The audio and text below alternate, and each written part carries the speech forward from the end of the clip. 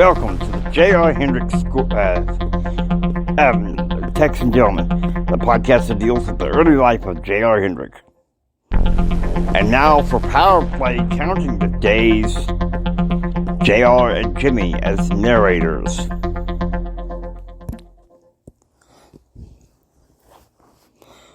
Cheeseburgers are for lunch, as Brent and I sit down at the Holy Spirit Club.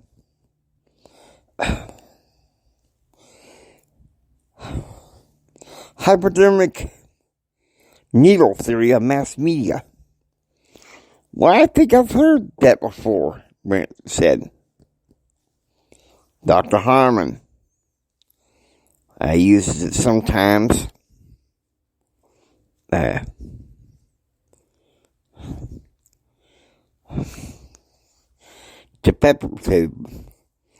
prop up his point in research, Gerald said. Dr. Harmon, of course. But how long do you think he can ethically support Clinton? Not for too much longer, Gerald said. Now remember, we got that test tomorrow.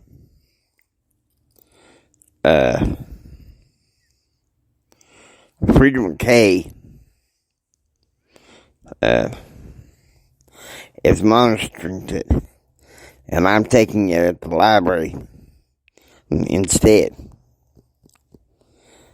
12:35 p.m. Central. At the No Restaurant in Midland, Texas. A restaurant which serves Chinese food, steak, and Japanese food. Betsy and her best friend Fern sit down for lunch. Girlfriend, sometimes I just need a break from him. He gets so involved in the power circles and expects me to be a part of it, Betsy said. Well, Fern said, for a woman who grew up with a gentleman politician rancher who married a businessman turned politician, you have to know the power games come with it. I mean, some things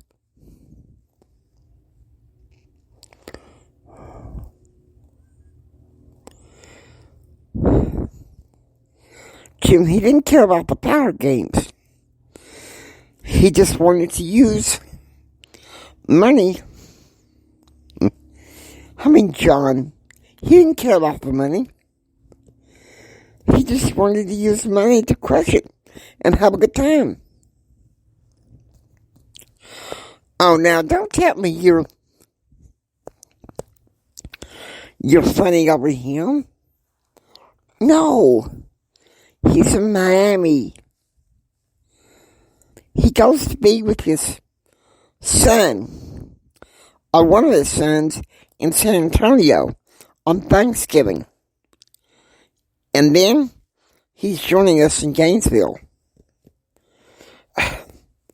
No offense, girlfriend, but you have to understand, if you let him and his kids in your home, a lot of people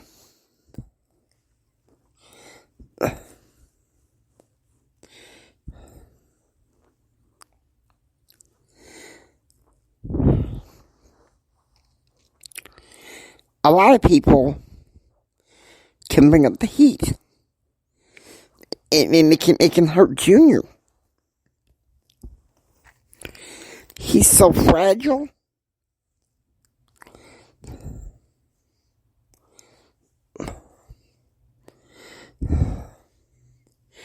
Opening off stuff like this can make him hate both of you. It will be okay, because Junior does always what I say, Betsy said. 12:25 p.m. MST. In Phoenix, at the Lipscomb Mansion, Jim is railing against Bill Clinton.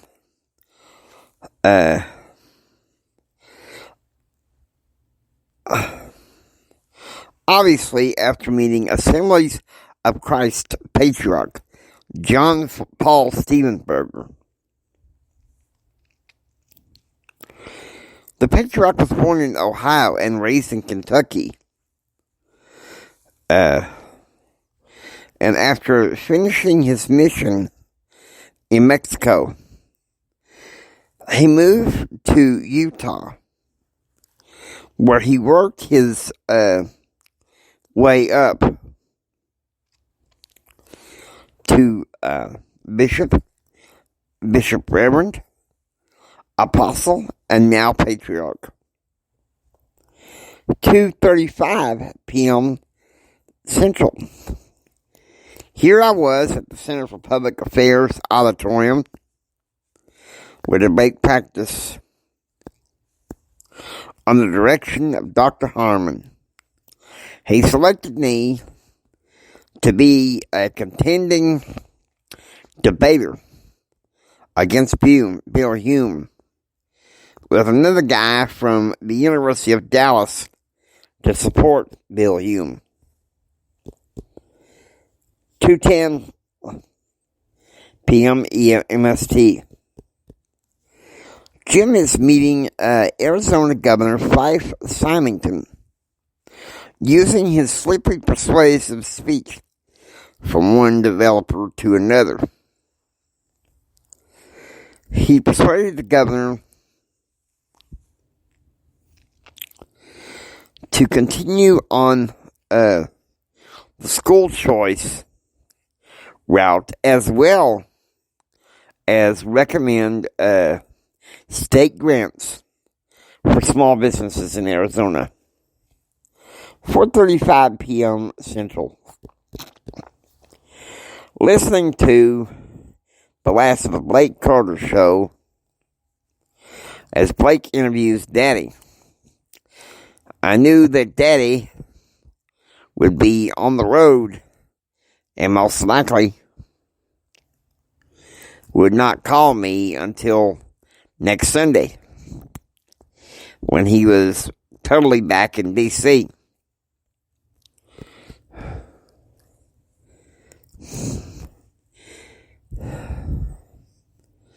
He and Mama were not flying back to D.C. totally until 8 p.m. election night.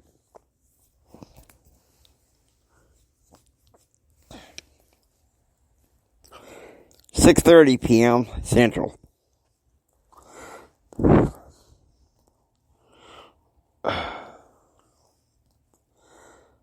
Had a lovely pizza dinner with Larry Thurber, and he showed me a cyclical model he created for his macroeconomic theory course. I couldn't understand it, but it had an impact on me. He said the model was a relationship between employment and economic development and business. 4:35 p.m. MST. In the state capital of Arizona, in a major hallway of the Arizona State Capitol, Jim makes address on radio and certain TV feeds that announces his endorsement for Fife Symington as governor of Arizona. 8:30 p.m. MST. Jim meets with his dream team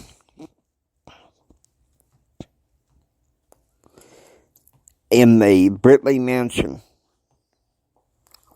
in Phoenix. Dave Rosenberg expressed his concern about Jim wanting to meet with the governor of Oregon. But Cowboy Joe McDonald and Avery Covington persuade Dave that everything will work out and will work well to his advantage. Being his advantage that Jim was a persuasive strategist and negotiator. Supreme Court Clerk David Frankhauser spoke up. Now, folks, let's just be calm. The fact of the matter is, Jim is aware which conservative political races are winning and losing. He'll decide who he wants to endorse. He'll decide who he wants to hold back. Look, I'm a Clinton appointee as well. However, I do think that Bill Clinton lied. And for that reason, I back Jim all the way. Obviously the 25th of October, 1:15 a.m.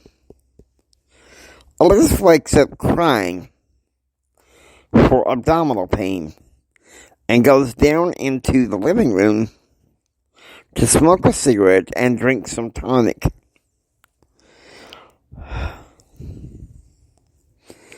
She thinks back to the time period between 1977 and 1984 when her husband would have to calm her down from having high blood pressure. It was around that time, seeing how frail JR's health was in childhood, that he vowed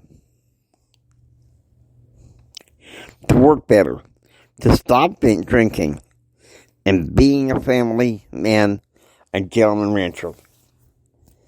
He took over helping Betsy raise JR. 7:20 a.m. MST. At the Britley Mansion in Phoenix, Jim was having breakfast.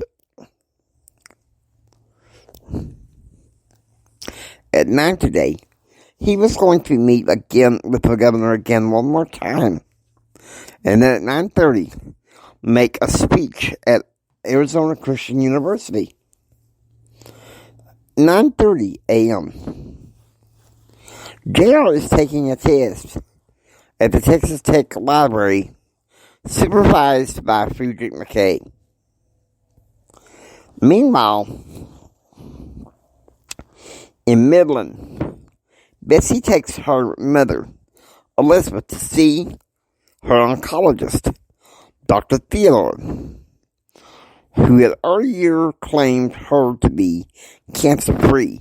However, Dr. Theodore wanted her to undergo some tests on the morning of November 2nd. An appointment was scheduled again for November 25th.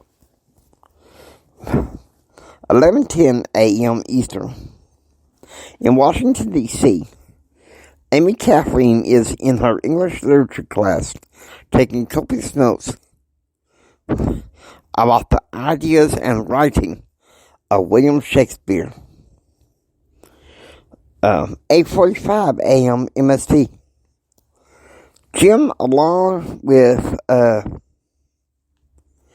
Britleys, escorted to the Arizona governor's office to begin their meetings.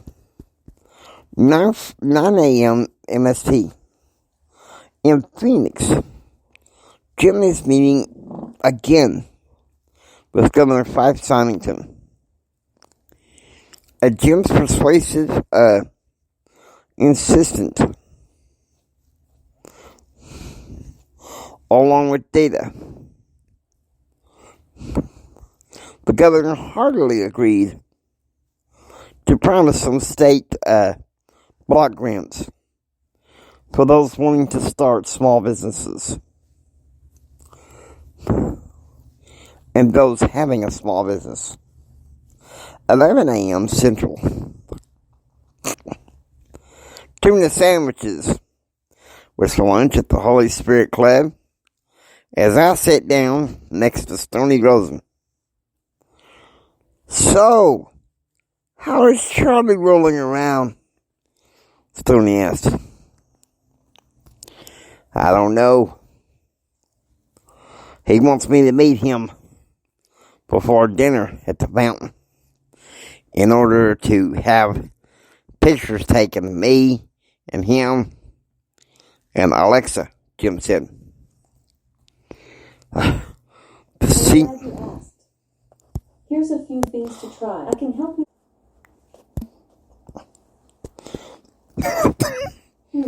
Let's try again. Do you want to learn more about GAR? No problem. You can always... The senior sorority girl, or as Charlie may put it, the flavor of the month. Don't be too hard on Charlie.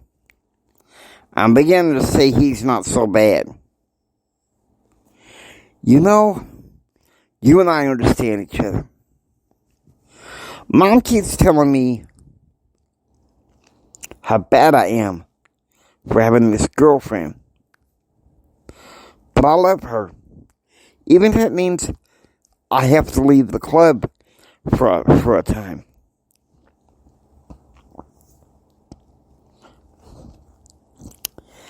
"9:45 a.m. MST. At Arizona Christian Business School.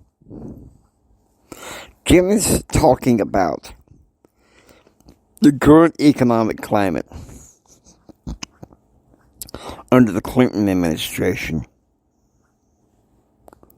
where there have been some moderate improvements, but Jim feels that like it's still not enough. 1:25 p.m. Central.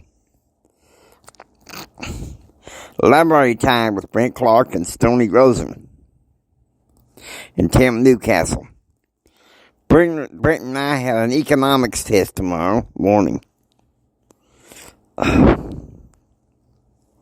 than that, I was getting ready for an Old Testament literature class where we were going to be studying the literary considerations of Elijah and Elisha. 1:35 p.m. MST. In the Arizona State Capitol hallway, Jim meets with the governor one more time, joined by Assemblies of Christ Patriarch John Paul Stephenberger. This time, Jim and the Patriarch were lobbying for the governor to pass faith-based initiatives to help small businesses and others in Arizona. 4:40 p.m. Central. At Springfield, Betsy and Elizabeth have been watching Norma Sanders, the Society page, where rumors were circulating about some supposed love child of Christian Lightfoot. He's running around. Isn't anyone associated with your husband running around? Well, lots of prominent guys do that, Elizabeth said. Come off it, Mama. Not all prominent people have husbands that run around, Betsy said. Betsy, when you got out of college, honey, You saw your daddy running around on me. Running around on me. Don't you tell me you don't think most people that are married to have men that run around that are prominent. I'm willing to bet that Jim is also running around. Look, Mama, you're acting neurotic because of the cancer.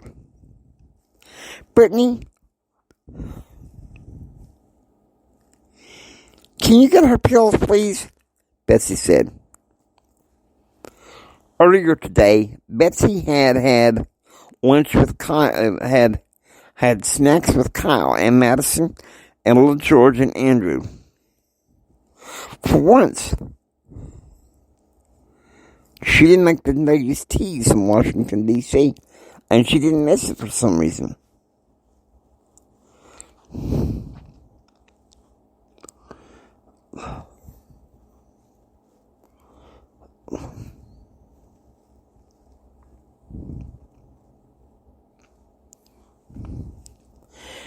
Granted, over the past month, Betsy had spearheaded the conference of the American Conservative Union for people with disability with dealing with pro-life causes and the impact on the economy. 5 p.m. Central. Larry Thurber invited me over to the Davis House dining hall. That's a dining hall that's attached to Stengel Hall and Murdo Hall. It was at that dinner that I briefly met with Michael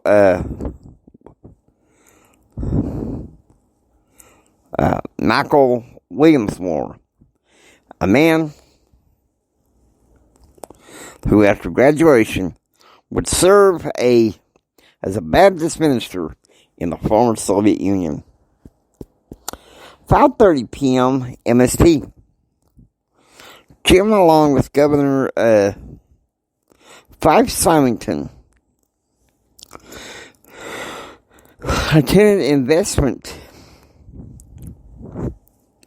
roundtable call given by Bill Britley and Walton Faye Lipscomb.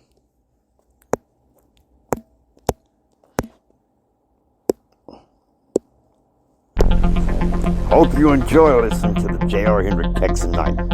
If you like what you hear, please subscribe, become a part of the adventure. This is the James Hay Hendrick Empower Network saying until next time, get ready for the rest of the story. It's going to get a bit more interesting from here.